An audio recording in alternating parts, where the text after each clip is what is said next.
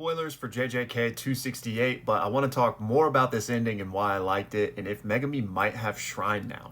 So in my last video, I talked about why I liked Chapter 268, and specifically why I liked the end of this Sukuna battle, because I thought it was really poetic, that Gege had tied together all of these themes and narratives he'd been building across the entire manga. But specifically, I talked about that through the lens of Yuji's character development, how he was a stark contrast and foil to Sukuna. And watch that video if you want to hear me yap about that. But something I didn't mention in that video is how Megumi also played a vital role in that, and I thought his character growth was beautiful, again, especially as a foil to everything that Sukuna represented. Because again, he is the epitome of selfishness, right? Throw everything away in the pursuit of your own ideals, your own desires. And he reached the tippy top of society, of Jujutsu, by following that, right? Which is why he looked down upon everyone else. In his mind, he had found the secret. He knew how to live because might makes right, and he had never been beaten, right? But now he has been beaten. He has lost not only the battle, but the ideological battle as well. And again, I already talked about that through the lens of Yuji, but Megumi is also a prime example, because Megumi's entire thing was deciding to live for other people. That's what caused him to finally fight back. And he even admits it in his little monologue to Sukuna, saying, you know what, there's a ton of people in the world, and I know that might sound obvious, but I am going to live for them instead of myself. Megumi couldn't be compelled to fight back, to want to have a will to live for himself, because he'd lost too much. He had nothing really worth clinging on to in that regard. But he decided, you know what, I'll fight back for you, Yuji, for you, Nobara, for you, everyone, right? So I thought that was just beautiful. Sukuna is not only defeated by Yuji, who represents all of those things, but also in tandem with Megumi, who has also chosen the selfless option. And together, they bring him down. I just think this is extremely poetic and beautiful from this kid who largely didn't have agency in the direction of his own life throughout his entire life, right? I mean, from the moment he was born, his fate was kind of decided as the crown jewel of the Zenin clan. I mean, he was literally gonna be sold to them by Toji, right? To be trained and, groomed, essentially. His role had been pre-decided, right? But Gojo did kind of save him from that, as did Toji, right? And Gojo specifically being the one is also very poetic as the Six Eyes Limitless user who was similarly raised and groomed to be the clan head and this weapon, right? And while Gojo did protect him from that somewhat, Megumi's life was still kind of predetermined, right? He fulfilled his role as a Jujutsu sorcerer, and then this being stripped of his own agency is taken to like the utmost extreme when his body is literally robbed by Sukuna, right? And he is forced to commit the most heinous of acts, killing his sister, killing his surrogate father.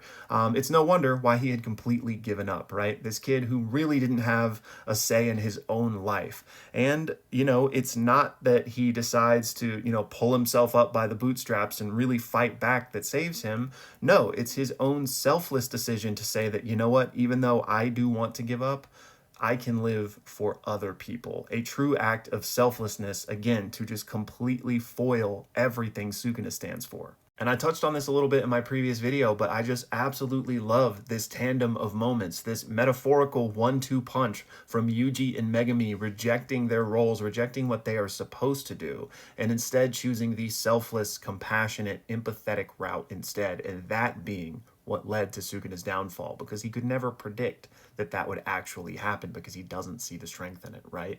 And in Yuji's case, like I said, I touched on it a little bit, but I just want to bring it up again. The fact that even after he had Sukuna dead to rights, he still said, like, you can join me. Like, you can go on and live in me because I understand why you are the way you are. Not that he knows the reasons per se, but he just understands that could have been his story as well, if not for his grandpa. So even in spite of everything, Yuji was still willing to make that selfless act of giving Sukuna mercy one last time. But anyways, yeah, I'm finding myself appreciating this chapter even more and more as time goes on. And yeah, I know people have their complaints and everyone's open to their opinion, but I do think that, especially given some more time, I think people will look back and appreciate this more, especially on the whole, instead of just like an isolated chapter, which I know a lot of people have talked about this, so I won't give the same speech. But, I feel like a lot of people's experience is shaded by kind of the week-to-week leaks, hype, release schedule situation. And I think especially if you can take a step back, you may appreciate this a bit more. But in addition to that, I have gotten some Megami specific questions, so I'm going to run through those as well. And this first one comes from Sonic Vids, who says, what's up with what looks like to be scars on Megami? They seem to be in the same position as Sukuna's second eyes, but there's another one on his cheek. So yeah, here's the visual aid again, just for anybody that didn't notice. But yeah, I love these scars. I think they're absolutely badass. And you're correct. I think these are representative of Sukuna's eyes due to that transformation, because these very much look like Sukuna's, big old mask type eyes. And then this one on his cheek, I think, is also representative of an eye. It's just his other eye on below his normal one. So yeah, I guess it's just kind of, kind of from the trauma, from the literal scarring of that experience. Next up, Amnesia says, do you think that Megami briefly using 10 shadows on Sukuna after Yuji reached him is meant to parallel the Kinjaku choke scene in Shibuya?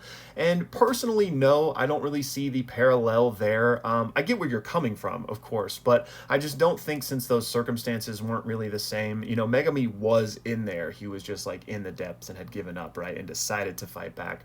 Whereas Geto, we weren't even really aware that he was still in there, right? That was just kind of like an instinctual reaction type of thing.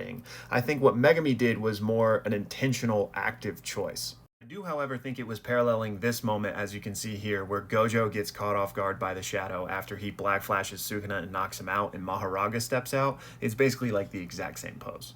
And then these next three I'm going to talk about all at the same time because they're all dancing around the same subject. But to start up top here from Daequan, he says, do you think Megami can potentially learn Shrine, since Sukuna used it repeatedly in his body and even got the world-cutting slash while he was in there? Yuji got it from Sukuna using way less in his body. And then from Rakim, how strong do you think Megami is after the time skip, and do you think he can still use the 10 shadows and Shrine? And then finally from Brooklyn, how strong will Divine Dog totality be now? So let's start with these top two about this idea of, could Megami get access to Shrine the same way Yuji did? Now, I actually did talk about this before, but it was a long time ago, so I'm gonna give it a little refresher here. But I may have gone more in depth in that video, so potentially check it out if you want.